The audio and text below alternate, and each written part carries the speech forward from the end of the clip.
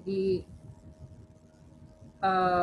ini adalah pertemuan terakhir dari mata kuliah Sistem Informasi Akuntansi, gitu ya.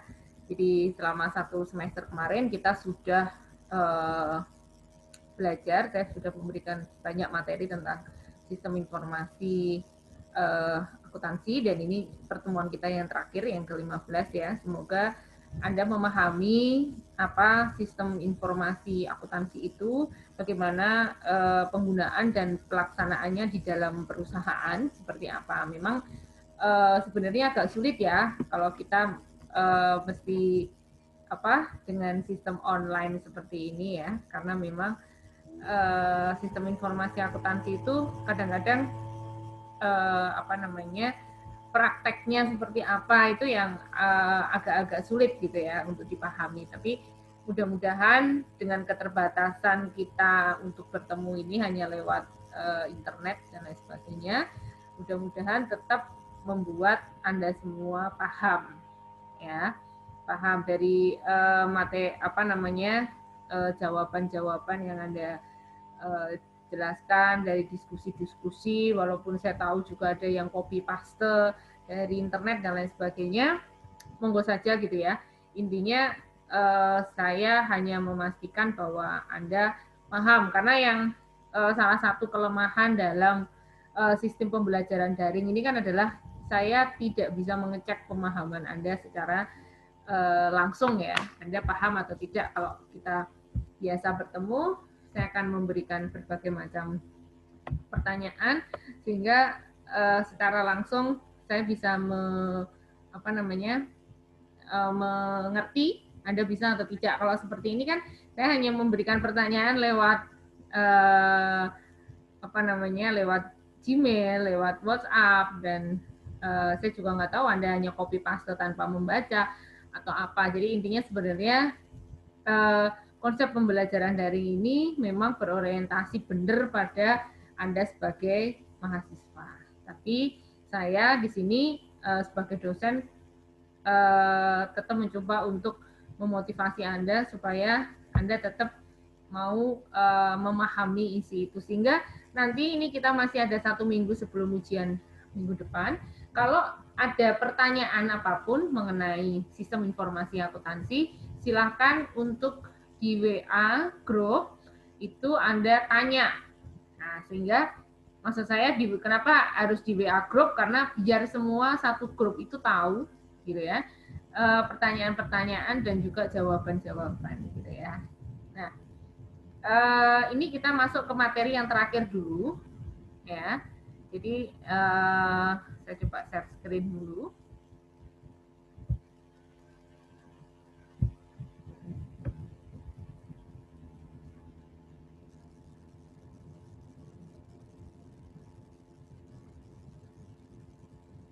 Ya, jadi hari ini kita mereview sebenarnya apa yang sudah kita pelajari kemarin-kemarin ya. Jadi dalam accounting system development. Jadi bagaimana sih sebenarnya kita mengembangkan sistem akuntansi itu di dalam perusahaan itu sebenarnya seperti apa. Jadi yang sudah kita pelajari di pertemuan-pertemuan yang kemarin itu sebenarnya akan membentuk pemahaman bagaimana kita mengembangkan sebuah sistem akuntansi ya. Kita belajar tentang database, kita belajar tentang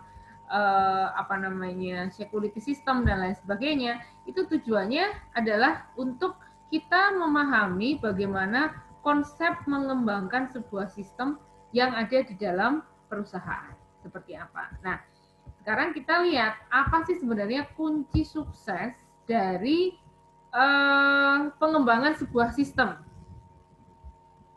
Ya, jadi kalau kita lihat fungsi sukses dari pengembangan sistem itu ada fungsi-fungsi di dalam sistem itu sendiri yang harus ada.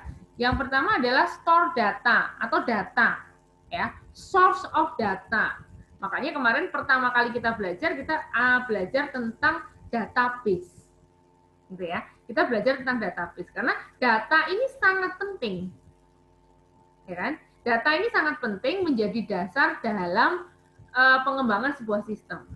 apalagi untuk sistem akuntansi ya, ini data ini penting. Kemudian kita belajar juga yang kedua mengenai analyze data.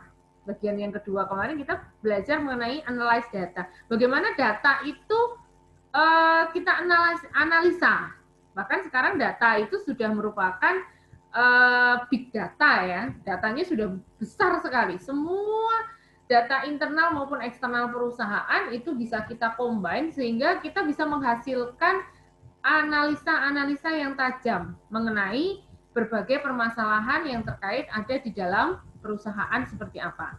Jadi yang kita pelajari kemarin adalah analyze data. Bagian kedua kita belajar tentang analyze data. Bagaimana kita menganalisa data. Ya, mudah-mudahan Anda juga masih ingat ya analisa datanya seperti apa. Yang terakhir kemarin kita berbicara mengenai safeguard. Artinya keamanan dari data itu.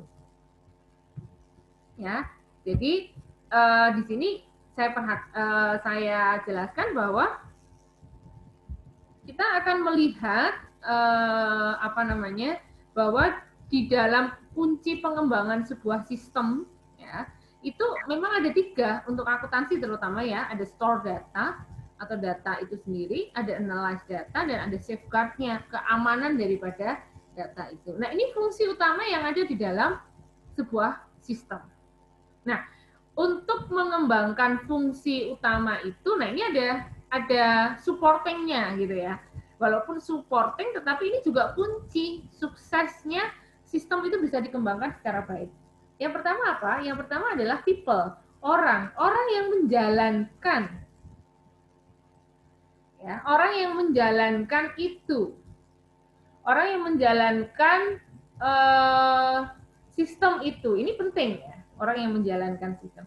Kemudian yang kedua adalah proses. Bagaimana proses ini dijalankan. Jadi kemarin kita juga sudah belajar sih bagaimana proses akuntansi di dalam sebuah perusahaan. Kita bisa membuat flowchart kemarin itu ya. Nah, itu sebagai sebuah proses yang harus dijalankan, yang harus proses itu harus kita ikuti sehingga kita memahami betul bagaimana data itu berjalan, gitu ya. Bagaimana proses itu mengakumulasi data dari awal hingga akhir. Kemudian yang terakhir adalah teknologi. Jadi kalau teknologi itu kalau kita lihat juga merupakan kunci sukses pengembangan sistem. Karena apa? Karena saat ini semuanya berbasiskan pada teknologi. Kalau zaman dulu mungkin teknologi tidak termasuk dalam key success ya untuk pengembangan sistem. Tapi yang model yang sekarang teknologi itu sangat menjadi dasar kunci suksesnya dalam pengembangan sebuah sistem. Nah, ini kalau kita lihat ada accounting system itu 3 hal yang membuat accounting system ini berjalan dengan baik ya. Accounting system itu kan ada ini, ada store data, ada data analyze, ada safeguard-nya ya. Nah, ini ada di sini accounting system. Nah, ini yang disupport oleh people, teknologi dan proses. Gitu ya. Jadi ada orang-orang, ada teknologi, ada proses, ada flowchart-nya, ada prosedurnya yang benar. Semuanya ini akan menyebabkan accounting system-nya ini berjalan dengan baik. Nah, di accounting system itu sendiri tadi ada yang namanya store data, analyze data, dan safeguard-nya. Gitu ya. Nah, kemudian kita akan lihat ada beberapa metode yang bisa kita gunakan untuk mengembangkan sebuah sistem. Nah, ini ada yang namanya yang pertama yang kita pelajari adalah the system development life cycle. Ya.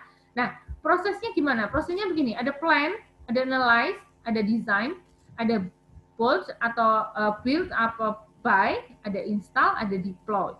Artinya begini, langkah-langkah dalam development the system development life cycle ini langkah yang paling fundamental, yang paling dasar dalam mengembangkan sebuah sistem. Ada plan. Plan itu adalah mengidentifikasi problem, permasalahan yang ada di dalam perusahaan seperti apa. Kemudian menganalisis. Menganalisnya apa? Menganalisa tentang kebutuhan daripada sistem, model sistemnya yang dibutuhkan oleh perusahaan seperti apa, prosesnya seperti apa, kemudian kita juga perlu mendefinisikan atau menganalisa fungsi-fungsi yang ada di dalam perusahaan, sehingga kita memahami sistem apa yang diperlukan oleh perusahaan. Baru kemudian kita mendesain sebuah sistem, new system ya. New system ini berdasarkan dalam analyze-nya. Ya, baru kemudian sistem itu di build atau beli atau membangun sistem. Ada dua ya, sistem itu bisa kita beli, bisa kita bangun. Tetapi kita tentunya keputusan membeli atau membangun sebuah sistem itu tergantung kepada perencanaan, analyze dan desain yang dibutuhkan oleh perusahaan. Nah, ini yang kadang-kadang salah, bahwa kadang-kadang kita gampangnya kita membeli sistem, tapi ternyata sistem itu tidak sesuai dengan apa yang ada di dalam perusahaan, sehingga malah menjadi susah di dalam perusahaan. Nah, tapi kalau membangun sendiri, otomatis ini membangun berdasarkan dalam plan, analyze, and design. Baru kemudian setelah kita bangun atau kita beli jadi, ya kita bisa beli jadi ya, jadi kayak baju nih ya, kita bisa membuat ke penjahit atau kita tinggal membeli di online shop gitu ya, misalkan seperti itu, gampangnya seperti itu. Nah, baru kemudian kita install ke dalam, karena itu mungkin termasuk hardware, software, nah ini yang kemudian kita install di dalam perusahaan dan kemudian kita deploy, ya kita menggunakan sistem itu, operated new system, jadi mengoperasionalkan sistem baru di dalam perusahaan. Ini juga tahapan-tahapan ini kalau kita memang mau membuat sebuah sistem yang sistem akuntansi, sistem apapun ya yang ada di dalam perusahaan, memang prosesnya seperti ini. Ini untuk yang sistem development life cycle. Ya, ada plan, analyze, design, membeli, membangun atau install, deploy. Nah, ini adalah sistem development daripada sebuah sistem. Nah, ada yang lain, ada namanya waterfall system. Jadi ini metode juga ya, metode pengembangan sistem. Ada namanya waterfall system. Lah, apa nih bedanya waterfall system dengan yang tadi kok hampir sama kira-kira ini? Ya, kira-kira memang hampir sama antara waterfall dengan SDLC tadi ya, yang life cycle itu memang hampir sama.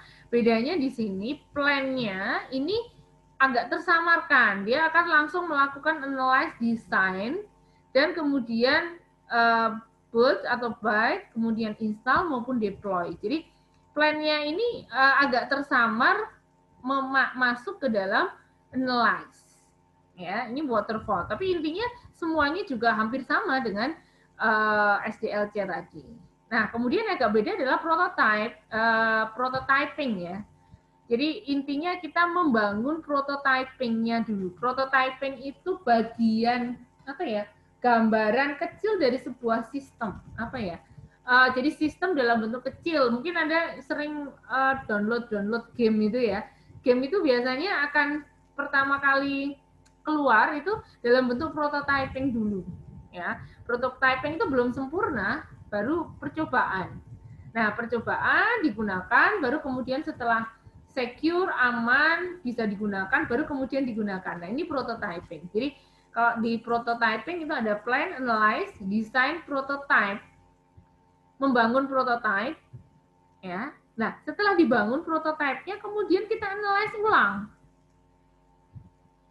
Ya, kita analyze ulang, kemudian kita menggunakan yang jalan yang sama, desain prototype, membangun, misalkan ada kesalahan juga perlu kita desain, kita bangun ulang, baru kemudian prototyping ini karena ini sudah sempurna, gitu ya. Kalau sudah sempurna, baru kita install di dalam perusahaan. Baru kemudian kita deploy. Nah, ini bedanya SDLC, waterfall maupun prototyping. Jadi kalau prototyping kita bisa mengulang, dan ini pengulangannya tidak hanya mungkin satu kali, tapi mungkin berkali-kali ini juga bisa. Nah, ini model prototyping. Kemudian ya ini ada ilustrasi ya dari waterfall method ya. Jadi ketika kita mencoba untuk membangun sebuah car yang baru gitu ya. Nah, ini ada step pertama, kamu akan bertemu dengan customer dan menanyakan kepada dia apa sih yang dia butuhkan dari sebuah mobil. Kemudian langkah 2, apa customer requirement-nya? Customer kira-kira pengennya apa sih? Ya, kamu akan mendesain new car-nya sesuai dengan customer requirement-nya. Kemudian ketika desain itu sudah komplit, company akan membuat sebuah mobil dan company ini akan mewujudkan apa yang sudah didesain dari sebuah mobil baru. Nah, ketika setelah tes dan lain sebagainya sudah selesai, mobilnya sudah jadi, maka kita akan deliver itu kepada customer. Kita akan sampaikan kepada customer, dan kemudian customer inilah yang akan mengoperate dan memaintain the car. Jadi ini adalah tahapan-tahapan yang kita gunakan pada waterfall method. Nah, kalau ini adalah prototyping method ya. Jadi agak berbeda tadi ya antara prototyping dengan waterfall. Jadi kalau prototyping, you meet your customer and ask him for requirement-nya apa, tentang produk baru atau mobil yang dibutuhkan seperti apa, mesinnya seperti apa, gitu kan. Kemudian dengan kebutuhan daripada customer, kamu akan membuat sebuah desain daripada car engine-nya. Nah, ini adalah bagaimana kita membuat prototipe mesinnya. Nah, setelah kamu jadi prototipe-nya, kemudian kamu akan men-show-kan atau akan menunjukkan kepada customer, kemudian mungkin customer akan menambah ini itu gitu ya. Maka Anda akan mencoba untuk memperbaiki desainnya, kemudian membuat prototipenya secara ulang, proses ini berkali-kali, baru kemudian setelah selesai dites, sudah dibangun oleh perusahaan, oleh pabrikasi mesinnya, baru kemudian Anda transfer ke konsumen. Nah ini. Jadi ini prototype, bedanya antara waterfall dan prototype seperti itu. Nah, kemudian ada lagi pengembangan sistem yang kita sebut dengan ABC. Ya, kalau ABC ini ada dua nih, ya, ada dua tahap, dua step ya. Ada step baseline, ada step customize. Step baseline ini adalah plan, analyze, design, build atau buy. Ya. Terus kita ini baseline-nya. Jadi kalau misalkan ada sistem itu ada sistem dasarnya. Ya, sistem dasarnya. Dasarnya kita sudah punya. Baru kemudian kita customize-kan. Ya. Setelah kita customize-kan, baru kemudian ada plan, analyze, design, build, instance sampai kepada deploy-nya. Jadi ada dua tahapan ya, ada baseline, ada customize.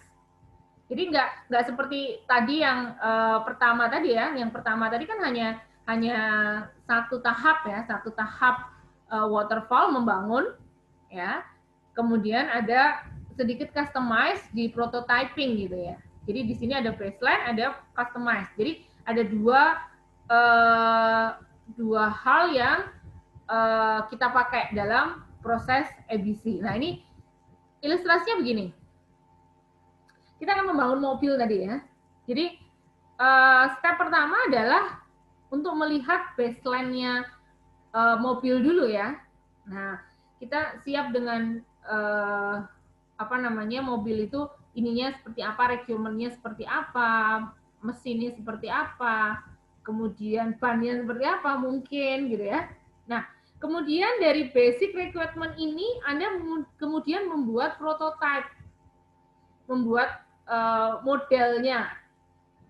Nah, kemudian secara baseline ini kita tes dulu apakah mobil ini sudah sesuai dengan requirement, sesuai dengan permintaan dari customer atau tidak.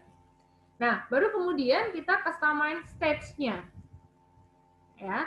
Jadi tadi baseline-nya, dasarnya sudah ada, baru kemudian customize. Nah, setelah itu Anda akan memperlihatkan kepada customer baseline-nya model atau dalam bentuk prototipe-nya. Ya. Nah, di sini customer mungkin akan mempunyai permintaan-permintaan yang lainnya seperti apa. Ya, loh kok jadinya kayak gini ya, saya nggak ingin nih jadinya seperti ini harus diperbaiki seperti ini, warnanya seperti ini dan lain sebagainya. Ya, jadi prototype yang dihasilkan dalam baseline itu masih perlu kita sempurnakan lagi sesuai dengan keinginan daripada customer. Kemudian dengan requirement yang baru, customize ini kan menjadi future engine-nya. Jadi kita membangun sistem yang baru dari prototipe itu tadi diperbaiki dan lain sebagainya bisa menjadi sesuatu yang baru. Kemudian kita akan membuat new component prototype, ya kan? Kemudian prosesnya untuk membuat, baru kemudian setelah jadi komplit, gitu ya. Kemudian tidak ada komplain lagi, betul sudah benar sesuai dengan requirement-nya daripada customer, baru kemudian kita tes dan kita deliver car-nya. Nah, ini contoh ilustrasi aja dari ABC. Nah, pertanyaannya kemudian adalah metodologi mana yang paling baik untuk mengembangkan sistem akuntansi?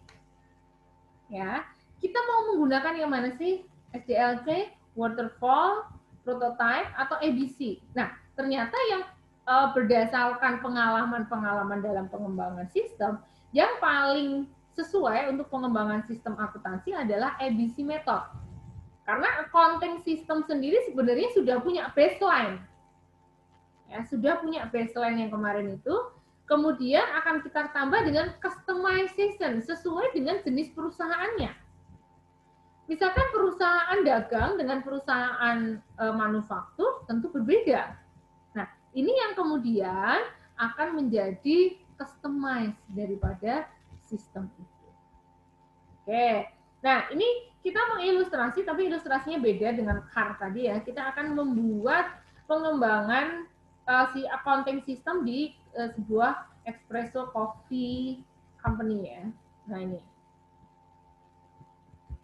Jadi kalau kita lihat, langkah pertama adalah kita melakukan sistem planning. Ini untuk mencapai dasar dulu ya. Nah, sistem planning, kita merencanakan sesuatu seperti apa.